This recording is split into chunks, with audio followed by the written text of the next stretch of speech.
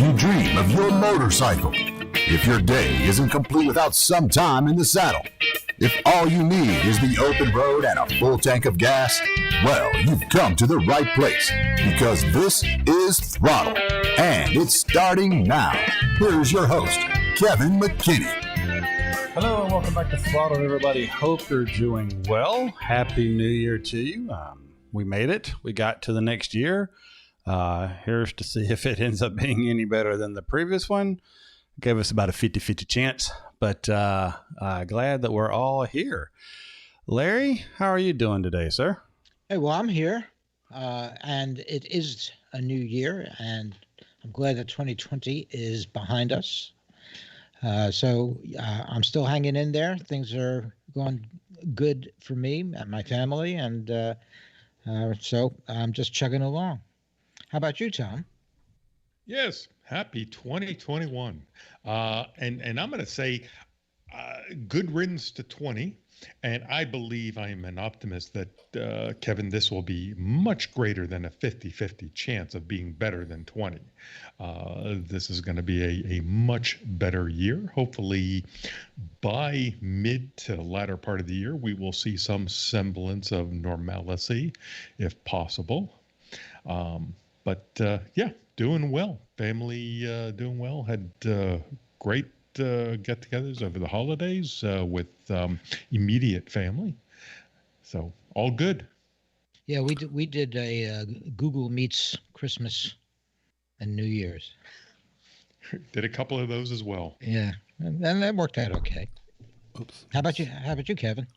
Man, we did good. We went to my parents' house, and but we've been my family. We've been kind of staying only around each other. So, it was, we had it's a large group, but we this large group for a long time, just kept isolated to just ourselves. And so on my wife's side and then on my side. But yeah, we went over there, had a great time. Kids got a lot more than they probably deserved, which I guess is par for the course. And, we had a good time. We really did. And then New Year's was uneventful. It was one of those, hey, it hit 12 and it's the next year and moving forward. So, and by the way, split hairs. No, I am not wearing an Ohio State red t-shirt. I am wearing my Throttled red t-shirt, Roll Tide. And Larry is sporting his, the OG t-shirt that he got right. back in our first batch of shirts. So yeah. But yeah, holidays went really well. A lot of family time. I was able to take some time off work and just relax and be a bum and get a lot of stuff I needed to get done. Thought I had got caught up on all the shows and then found out today that one of them never published and had an error, and I've got all that fixed. It's ready to be published again once I can do that probably in today, tomorrow, Tuesday.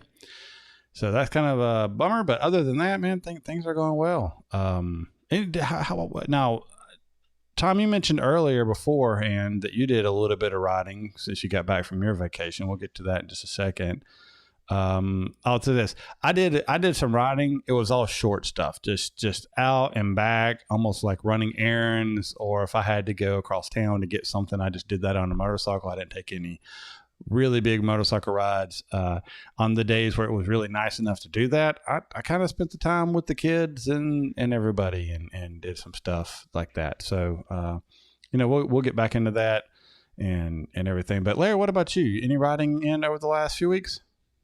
Yeah, I have managed to do a few rides. I've been doing local rides, and I'm a little bit hesitant to do anything much more than that.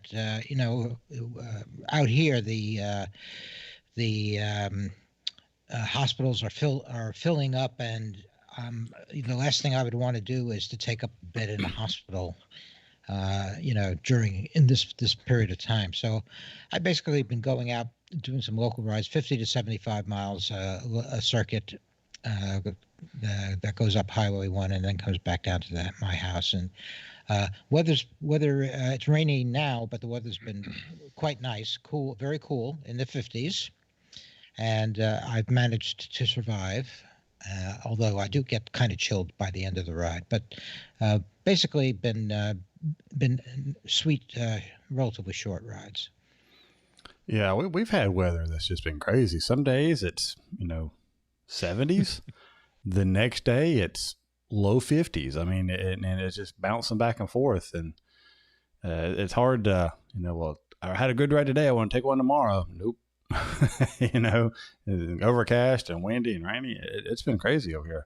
So Tom, you came back for your vacation and you jumped on your bike. What all did you do? Well, this was kind of fun because I've been away from my bikes for a month, so it was it was kind of neat just to get on the bike. So as you said, we got similar climate.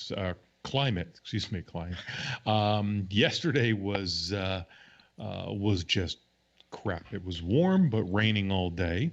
I installed a new battery in the BMW while I was away. I had ordered myself a lithium battery. So because mine was getting, it was cranking slower and slower. So for 21, decided to make that switch. Put the lithium battery in, and just went for a brief, maybe 15, 20 miles just to see how the bike handled. It was kind of nice. So by swapping out the lithium battery, I weighed both, shaved a little over 10, close to 11 pounds between the two batteries. So that was just yesterday. And then today, one of the groups that I ride with, is a group of folks within the riding group, is starting to do some parking lot training, and they're following the Moto Jitsu program. So they got together today, and I joined them for a couple hours since, like I say, I've been off for a month. So wanted to work out the cobwebs, and just did a bunch of parking lot training, circles and weaves and lots of U-turns and some quick stops, and did that for a couple hours today, and a couple of them did some of their testing while I observed and watched. So that was today. And Larry, you'll appreciate this. It was a nice brisk 42 to maybe 45, 46 through the afternoon. Yeah, that's definitely brisk from my point of view. But you have heated gear. I had everything heated on. Yeah. The jacket was on, the seat was on, the grips were on. I was cozy. That's cool. Yeah. I can see that. So how'd you like the Moto Jitsu stuff?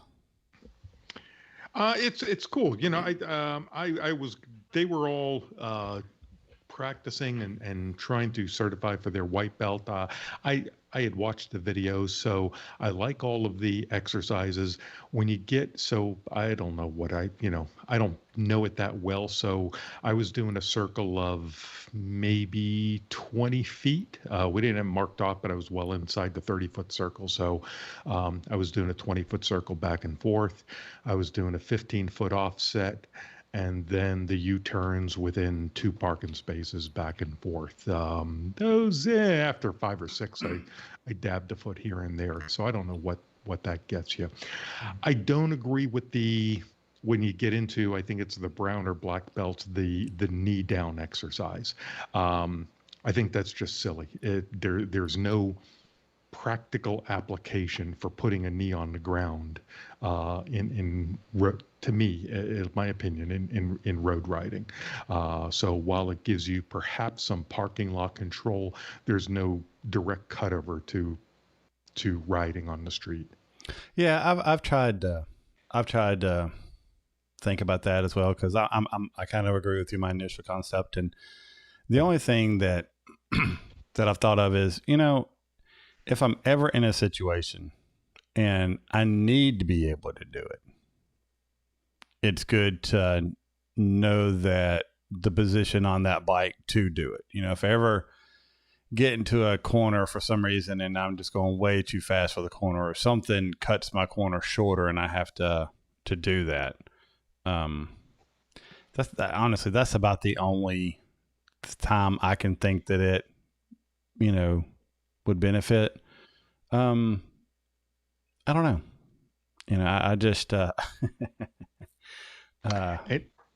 I think taking the corners at speed, you can work on, at least at speeds that you should be taking on the street, body positioning without having to, maybe on a sport bike, put a knee down. But when I watch the videos and I see the extreme of how he comes off the bike just for the fact of getting the knee down, nuts. I just don't see the direct application. All the other stuff is great, I think.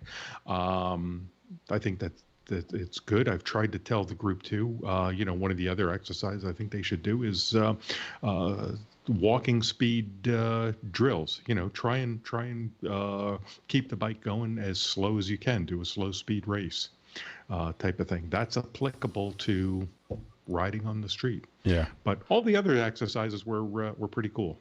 Yeah. And Brian may ride in and give us some, because he's he's got several pictures of him with his knee down on the GS way before Moto Jitsu came out. So he may have something to share. So we'll give him a chance to ride in after this one. And I'm sure he'll be like, here's a perfect reason why that we haven't thought about. So, perhaps. All right. Well, so 2021, goodbye 2020.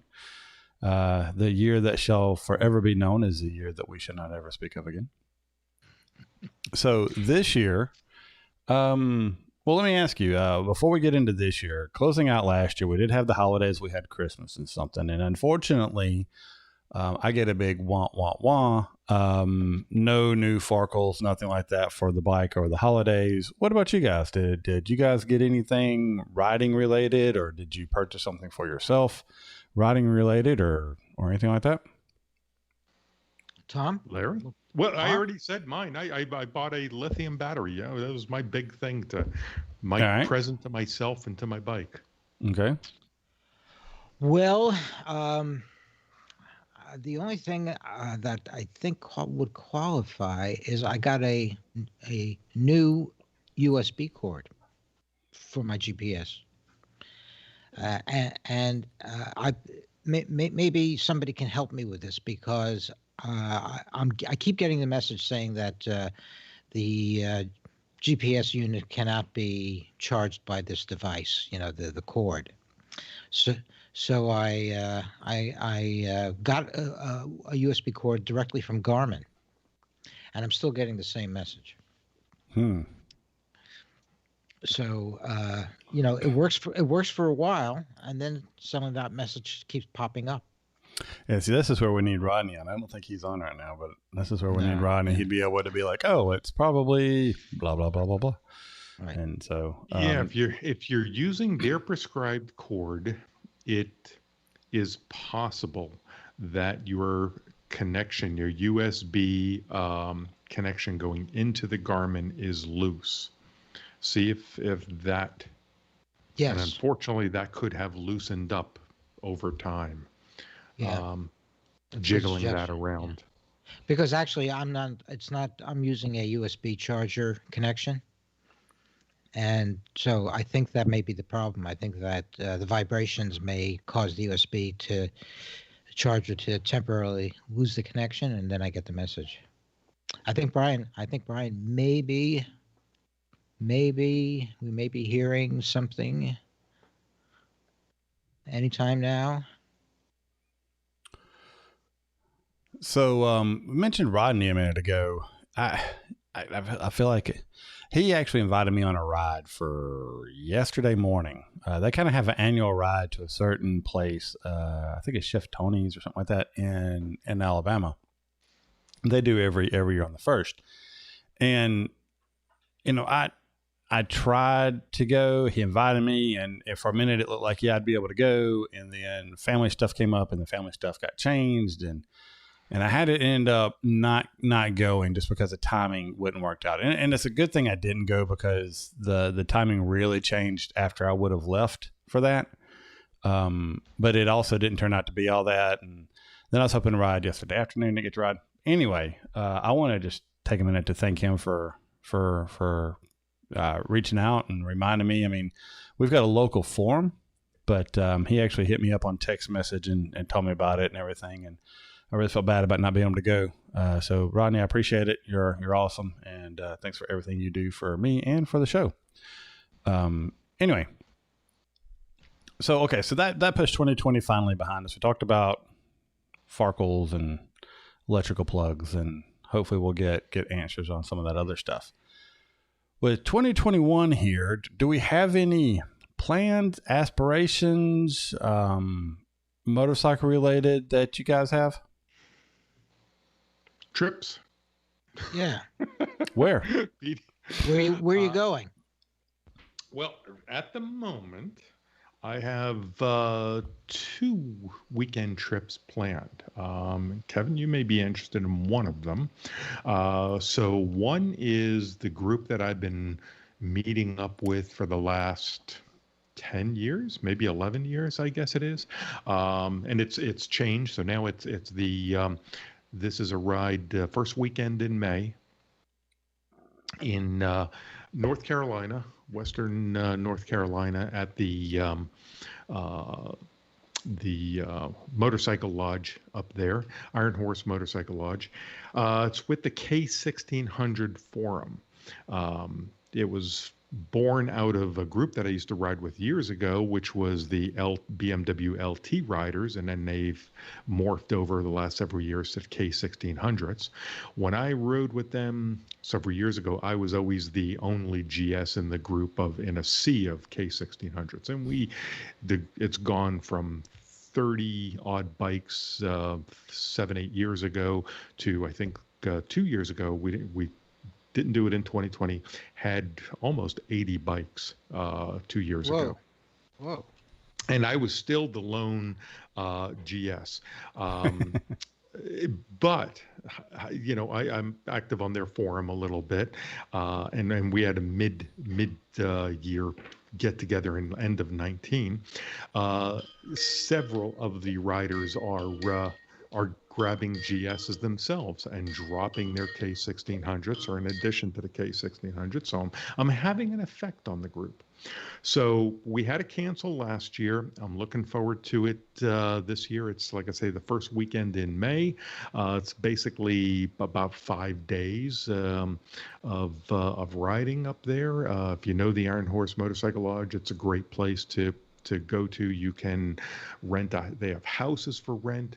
They have shared cabins. They have single cabins. They've got bunk houses, or for those of you that like to sleep in the dirt, they've got campouts, campground areas, and even hookups for several hookups for RVs, should you have it. So, Kevin, if you're interested, if you want to come up, put that on your calendar. It's there's no cost to this. This is just kind of show up. It's all run by volunteers. This year I'll be leading a couple of the rides on Friday and Saturday, and that's a fun group. So that's the one I'm looking forward to. The second one that I'm going to try and make, I'm not sure, is latter part of June. A smaller subset of that same group. We're looking to possibly get together up in West Virginia and do 4 days up there. So those are my, at least right now, my 2 potential rides I'm looking forward to for this spring. How about you guys? Sounds good. What about you, Larry? Well, number one, I'm just looking forward to getting out and doing longer rides and being able to ride with other people. So my first plan is to to get in touch with some of the people that I ride with and arrange for some longer rides, full day rides instead of the 2 or 3 hour rides that I'm doing now. And then secondly, my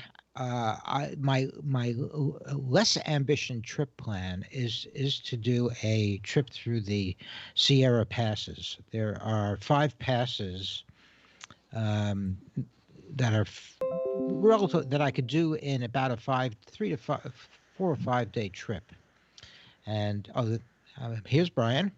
Oh, can you hear me? Hey, buddy. Hey, welcome. Hey, how do you hear me? We're hearing you pretty good, man. Okay, sounds good. Larry, go ahead and finish your story, then we'll pull right. Brian in. All right, so there's a Sierra Pass trip that I would like to do, and it would take 4 or 5 days, and I would have to do it in the late spring, early summer, or fall. Although they haven't had a whole lot of snow yet this year, but generally the passes are problematic even during the winter. So. That would be my less ambitious trip plan, and my more ambitious trip plan is to do the Swiss Alps. Oh, wow! And do a tour. Use a company and join a group and ride through the Swiss Alps. That would be my ultimate trip. You think that's possible in 21? No.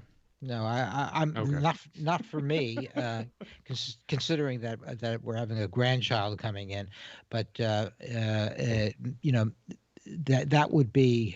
is my ultimate, foreign trip, which I'd love. And why I ask is my wife and I have a 2-week trip planned in Europe in a few months. Excuse me, sorry. And we are canceling that because we don't think that travel in Europe or anywhere is still going to be viable in 4 months. Mm-hmm. Yeah, 4 months may be too soon. So we'll have to do some stuff more local until everybody gets vaccinated. Cool. How did I end up in the woods here? I don't know what's going on right now. So what? Just go with it. Just go with it. Oh my gosh! I just pulled it up. Just go with it. Interesting. Yeah, I like it. Although I think we're closer than 6 feet, Tom. We are. I'm wondering, is Brian going to pop out from behind the rock or something? What happened to Brian? Did we lose him? Brian, you still here? Can you hear me? Yeah. Yeah, I can hear you, but I can't see you. Okay. I don't know what happened to the video. So Skype's just going nuts on us, but that's okay. That's before fine. we get to Brian, Kevin, what about you and your what are you planning for 21? For the most part for 2021, I want to ride more than I did in 2020. For a lot of the season, I stayed off the bike. I ended up making up a little bit of it towards the end of the year. My goal is to average 100 miles a week. And for the first time since I've been riding again, I didn't do that last year. But a lot of that was just me not getting out and staying in and not commuting. And the not commuting portion hurt a lot. It definitely did. But, we'll get that resolved later. Trip wise, Loud Pipes, whenever they kind of really publish what they're doing or that group kind of mentions what they're doing, I think I'm interested in that. That's true. Do you think that's going to be another fall endeavor? Could make that a fall trip? I don't know. I really don't know what that's going to be. So we'll have to wait and see on that one. For what else? I mean, I like to do more dirt stuff. I didn't, because of reasons, I just didn't this fall and winter. It's not over yet. I've been in talk with a couple of people here in the recent days about getting out and doing more riding off road and maybe more actual adventure riding. Maybe we're in 2022, we could do the BDR, the Middle Attic BDR. That's something that's on my bucket list. That's what I'm starting to really try to do is focus on what are my bucket list items and go after some of those,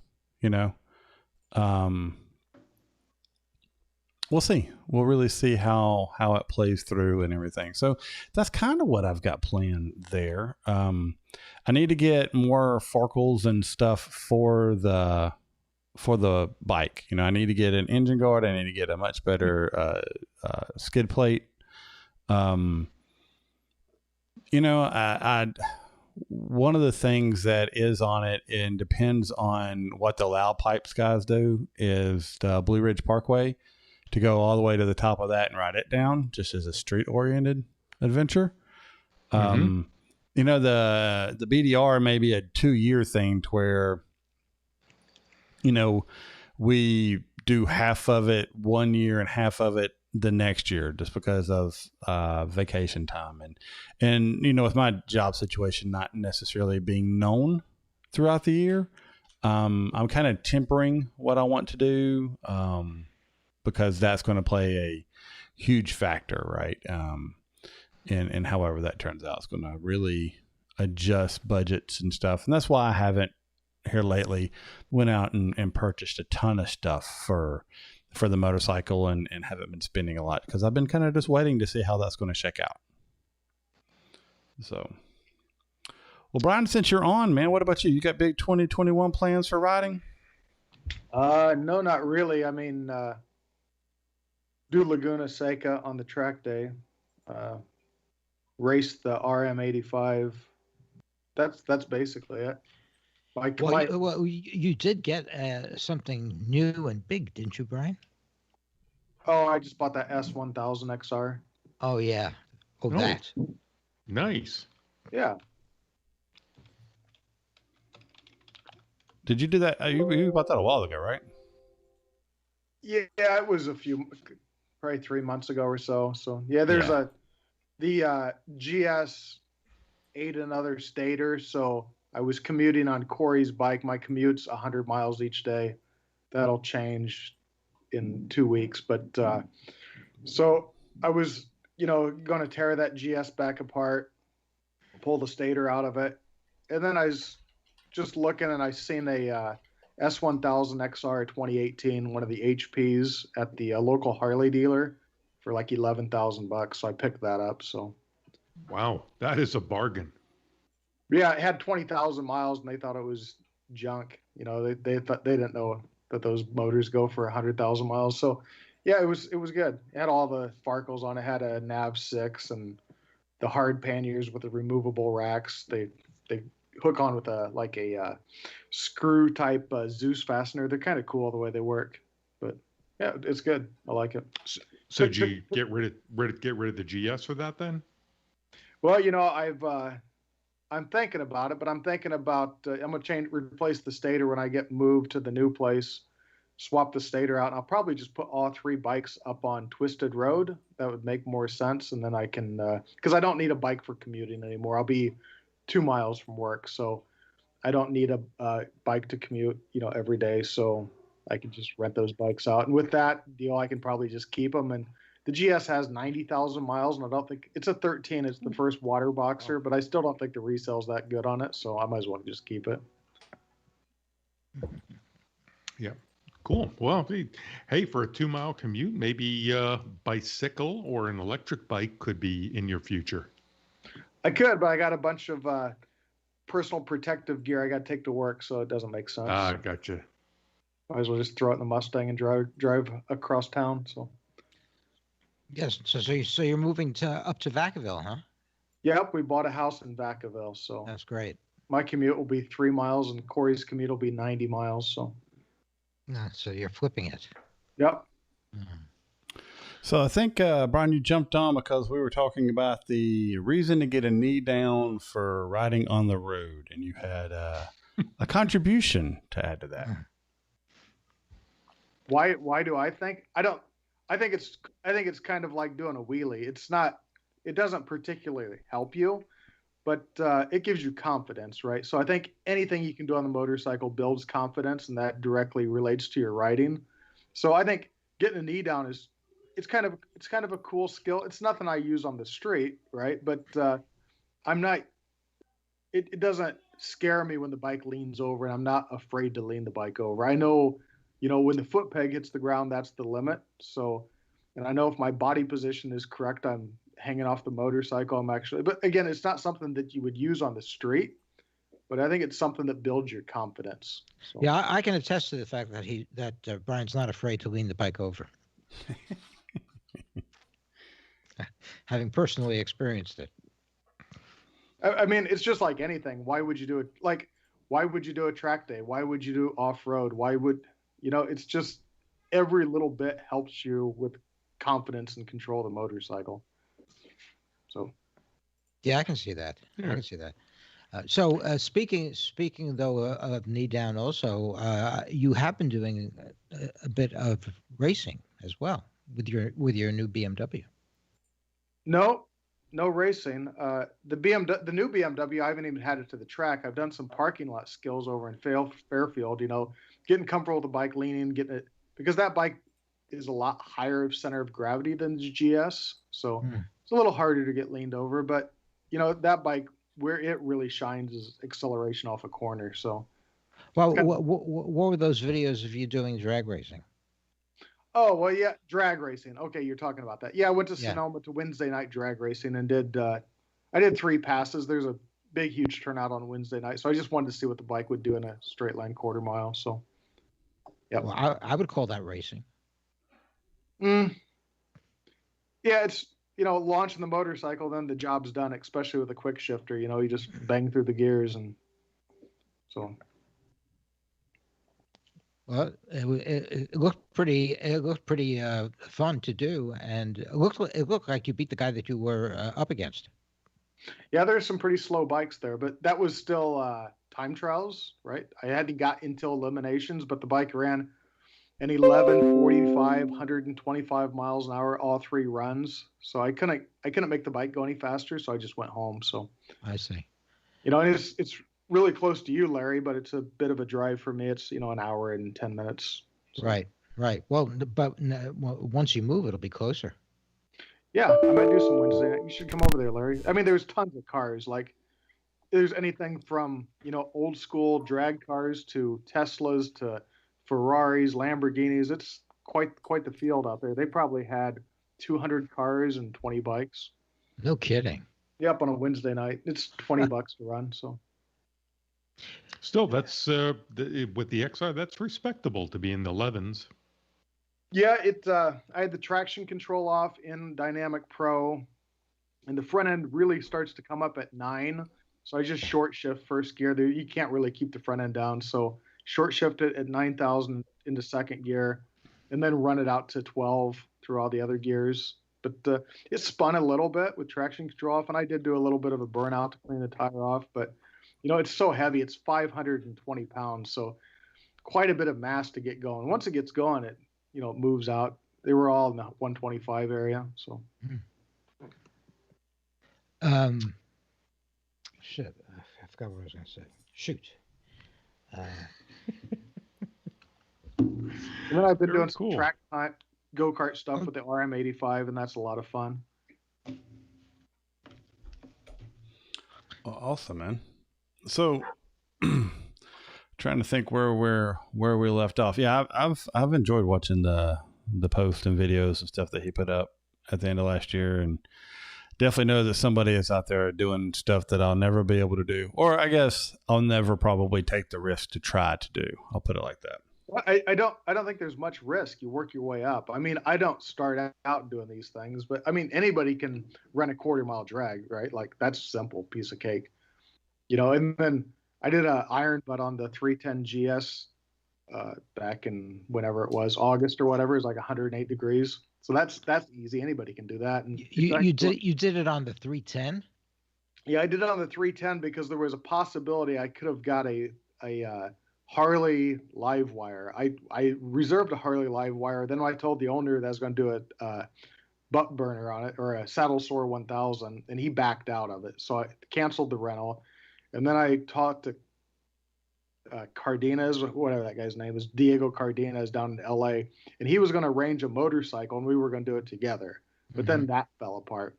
But while working up to it, I figured I'd take the 310 because I would just do 90 miles, every 90 miles, go to a charge station, take the picture, simulate a charging of a motorcycle.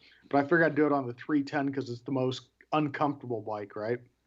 And whatever the 310 can do, a Harley Livewire should be able to do. So I went out, it was 108 degrees, and I ran it just wide open. I rode some of it, I rode 60 miles an hour like I would do on the Livewire, but then the rest of the time I just started just running it wide open. So I ran that stupid little bike wide open for 1,180 miles and never used a drop of oil. I mean, it was on the rev limiter most of the time. I was actually impressed with that little bike. I'm impressed too. Yeah, I mean, there shows every bike's a touring bike, right? Yeah. Every Yes. bike's a long-range touring bike. Is it the most comfortable? No, but I didn't have a problem. I had an air hawk on the seat, and I put a piece of PVC pipe on the frame rails for highway pegs, and it was actually pretty good. Cool, man.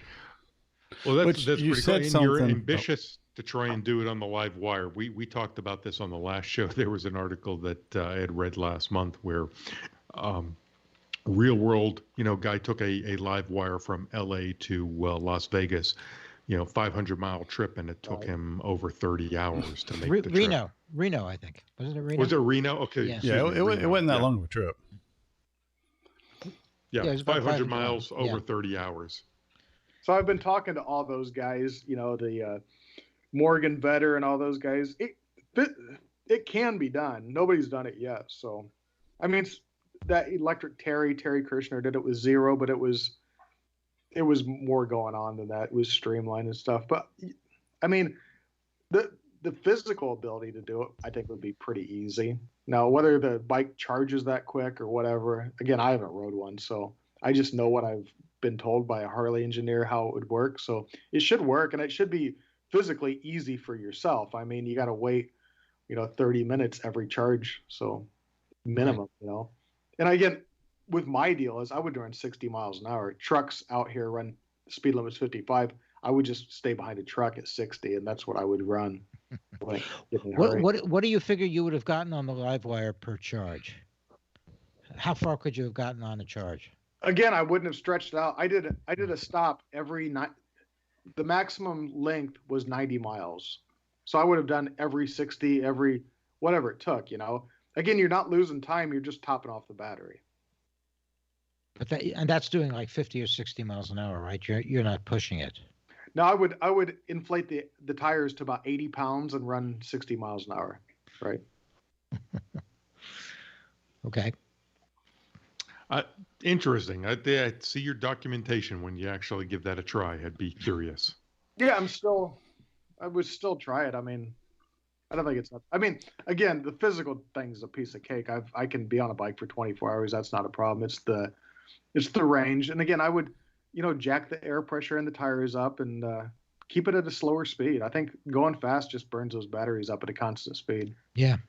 Yeah. Now the newest bikes that are coming out from Zero, and some of the Energica and a couple of other manufacturers are now advertising a highway range of like 150. Right. So, and again, I don't think the range is the issue. The issue is charging. Well, the 40 minutes for 80% charge at the level 3. Okay. Yeah, and that's the same with the Harleys. I think, again, I don't think it's the range is the issue. It's the charging is the issue. Mm-hmm. And again, if you can find that level 3, and if it's available, and you can actually use it. Right. Yeah. So everyone I checked, every charging station I stopped and documented, they were all level 3 and they were all available. Right. No issues with that. So, and again, if I could pick the bike up in the LA area, I would actually cheat. I would start on top of the Grapevine, Uh-huh. because that was kind of the idea. We were going to start out there, and I was going to start at the Grapevine, come down the Grapevine, and then go through 99 through the Central Valley, go up to Redding, turn around, come back, come down 505 through Vacaville, and then come across the Golden Gate Bridge that way, right? That's what I was going to plan for 1,000 miles, and back down, not quite to the Grapevines, 1,000 miles. So. So coming through the Golden Gate and the Bay Area, I expect you would have no problem finding charging stations. But you think you'd be able to find them on 99? I did. Actually, really? Yeah. Yeah, I documented this whole thing. So I turned it into Cardenas, and he checked it out. So it was going to be, I don't know whatever happened. He never got a hold of me. So I gave him all the information and told him what my times were. But yeah, it's absolutely no problem. Plenty of charging station on 99 and I-5. Not a problem at all. That's interesting. See, Kevin, us on the East Coast, we are still in the dark ages of dinosaur and petrol. We don't have those things, charging stations readily available. They're becoming a lot more common. They're just hidden. Like around here, several of them are hidden in corporate parking lots, things like that. So they're I'm seeing more and more, especially in the Atlanta area. I know there's several. But yeah, Brian, you mentioned something, and it was something that I had kind of forgot to mention about what I was going to try to do this year, or not really try to do it, an idea that flickered and fired and neurons that connected. I'd actually one day mapped out a saddle sore route where I'll leave my house, head over to Savannah, down to Jacksonville, and then cut over to Mobile, and then back up to the Birmingham area. That's like 1,200 miles. The problem is Jacksonville and Atlanta. You know, those are major congestion points where you can lose a lot of time doing that. Now, I know a lot of people in my area have started heading down towards the Key West area for theirs, and depending on the route they take, you actually are a little bit short when you get to Key West, and so you have to like get to Key West and then drive back up to the mainland to get the 1,000 miles in. And that's not considering any buffer. So I know one person was like, well, you ride down to Key West, you turn around, you ride back on the highway, then you get back up to the mainland, you turn around, you ride back down to Key West, and then you're at it. And I don't know if they ever turned that in trying to get it, because I don't know if both the gas station stops and all that they did, but they were just mapping it out. So that was one of the thoughts that I had of something to try to do this year. Right.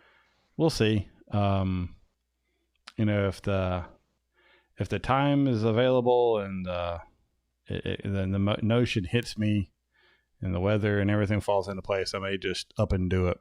You know, which I know is never the right way to try to attempt to do a saddle sore. You should build up to it, but you know, it's like I did 600 and something miles, and I felt like I was about to kill me, but I could have probably done a little bit more. So I'll tell you, the saddle sore, you'll never have an issue with time, right?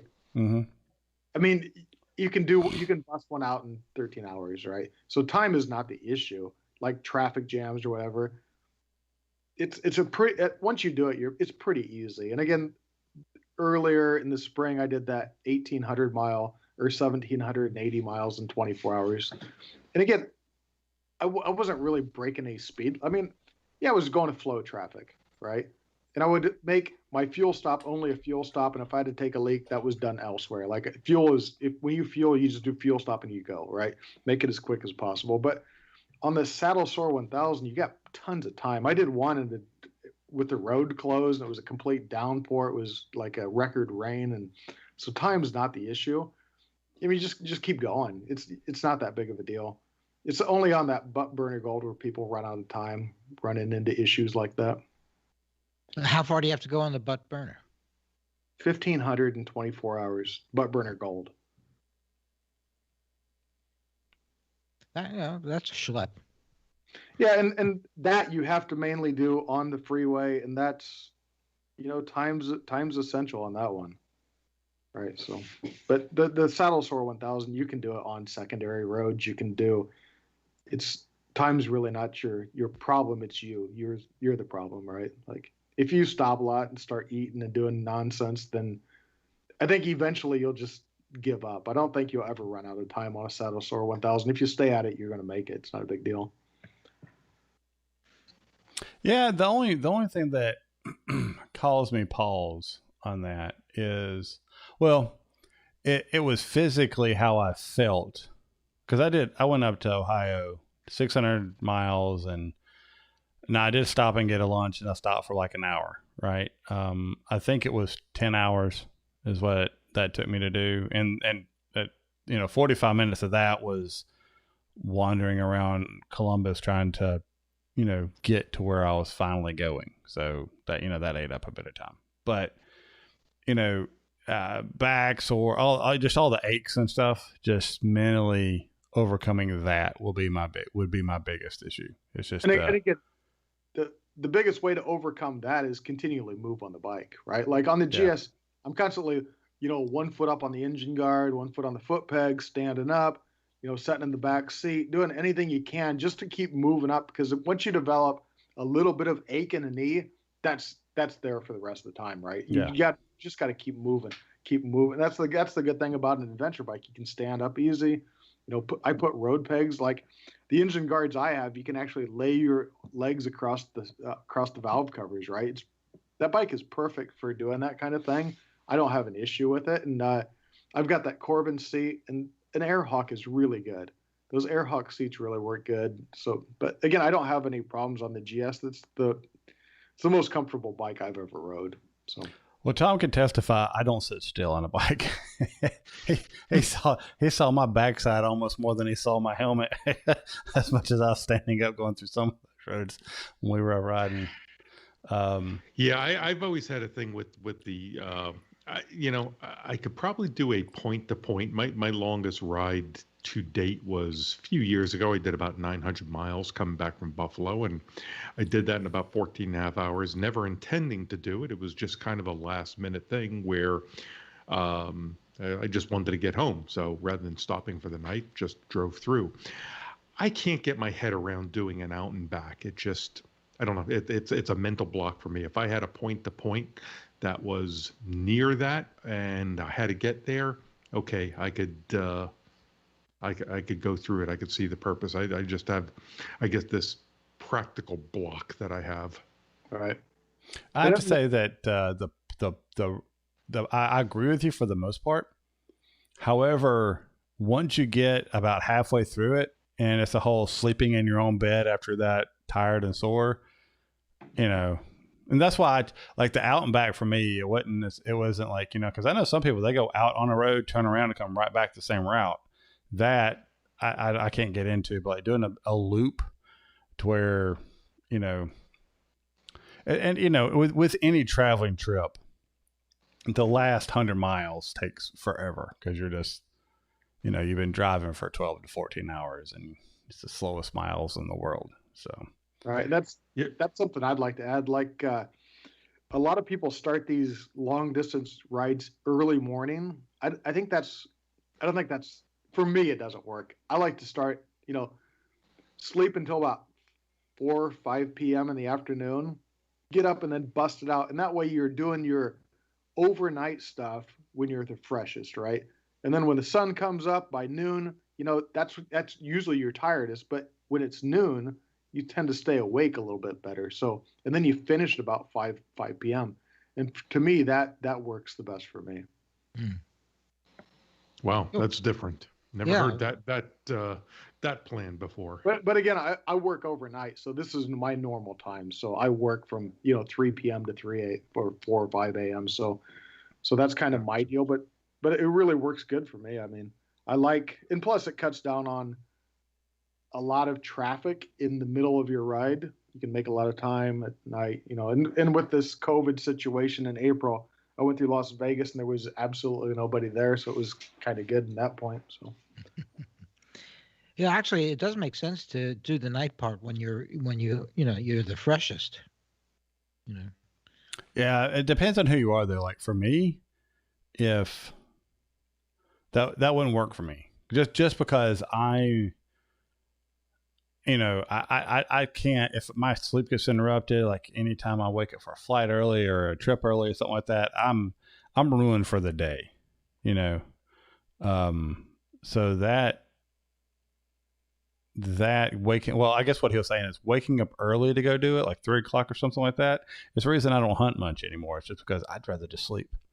So, mine's kind of like, I just would rather get up and, whenever I get up and go is when I get up and go. And then whenever I stop, I stop, Yeah, that was kind of when I did the 900 miles coming back from Buffalo. Like I said, never intended. So I left Buffalo around 8 a.m. in the morning. All but 2 hours of the 14 hours was over 95 degrees. This was middle of summer.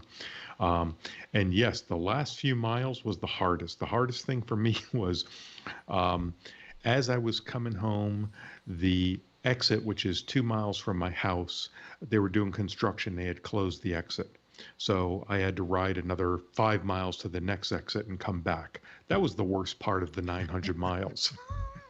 Well, I'll say that for me, that as far as getting up and going, I will say that the perfect wake up call is a baby getting sick in the middle of the night and waking you up. We were in Disney World. My daughter's probably 3 months old, and probably about 3 o'clock in the morning, we had an issue, right? So I, after getting her up, cleaned, all this stuff, I was like, I'm up. Let's just go. You both get in the car, y'all fall asleep, I'll drive, which was great because we were home before lunch. You get home and you still got like part of a day, you don't have to travel and all that stuff. But maybe that's something I need to do is, rent a baby for our simulate the sound of a baby getting sick in the middle of the night. Or you could just record the baby crying, and then... Yeah, something like that. There you go. So, well, I know we're running on time. We had a time block stop kind of thing that we were shooting for, so we'll start winding down the show. For the most part, that didn't come out right. As always, we want to thank our Throttle crew members for all the support that they do. Everybody, you guys are awesome. You're keeping the show going. We wouldn't be here without you. Appreciate all the thoughts and comments and everything that you guys add to the show, during the live streams and on our social media. We really appreciate everything you guys do. If you'd like to join, go to our website, throttledpodcast.com. Scroll down, click on that Patreon logo. Easiest way to get there. And we'll get you signed up, and we really appreciate any support that you feel like you'd like to offer. And, being in the new year, we could really, really use some. So let's see. What else do we have? Let's see. Facebook, Throttled Show. I got Throttled Podcast. Throttled Podcast on Facebook, Throttled Show on Twitter, Instagram's Throttled Show. And we love to have you follow us there. Had a couple people follow us here lately. It's been kind of fun chatting with them on the side. And we love your feedback. Feedback at throttledpodcast.com. I know a lot of people sent some stuff over the last little bit. I've made it through most of it. A lot of it was just kind of chit-chat stuff. Nothing really to be shared on air. Just, make comments here and there, but more of a personal nature. I think that one I got to send to one of you guys. I got to double check. But so send us in, feedback at throttlepodcast.com. And I think that's all I have. Brian, man, appreciate you dropping in on us, buddy. Yeah, anytime. Thanks for having me. Yeah, man, anytime. Short notice. I think Larry just kind of reached out, or he contacted Larry, and, impromptu show planning is what we do best. Spontaneity is my middle name. All right. Well, Larry, you got anything sign off wise you want to do? I just want to wish everybody a happy new year, and I'm looking forward to starting to get more active and get things back to normal sometime during this year. And there's interesting things happening in the industry as well that we'll get to talk about over the next period of time. So in the meantime, everybody stay well, stay safe, and get out to ride when you can. Tom? I'm going to keep this short and just say ditto. Go enjoy your ride. If you're able to get out, and maybe you got some heated gear for over the holidays, put it on and go enjoy some winter riding. Just be safe. Tom channeling his inner Patrick Swayze. And for the young guys here who did not get that reference, look it up. As for me, thanks for listening. Happy New Year. Get out there and ride. this year is going to be an interesting year, and we're going to try to make the best of it. And let's see, if we could, if here's a question, probably something I should have asked at the beginning of the show, at the end of the show, as everybody has already turned off and tuned out. So we may bring it up.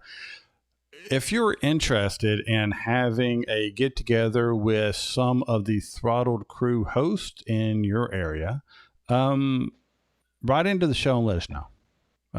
Facebook, Instagram, Twitter, email, just gauge an interest. If you're interested, send it in and let us know whether it would be East Coast, West Coast, what would be ideal for you to have some kind of meetup.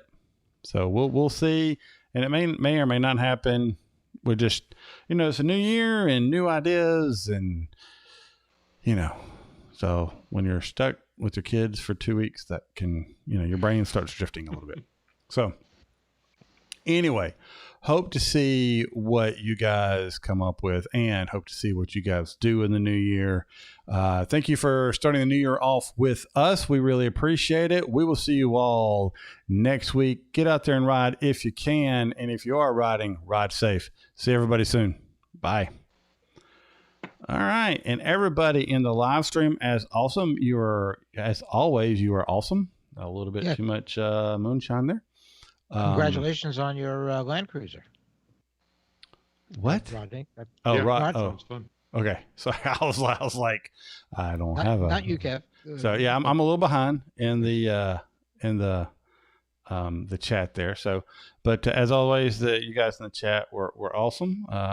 Brian and everybody, thank you so much. You guys always were good as well.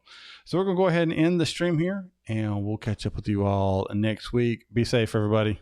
Bye. Good evening.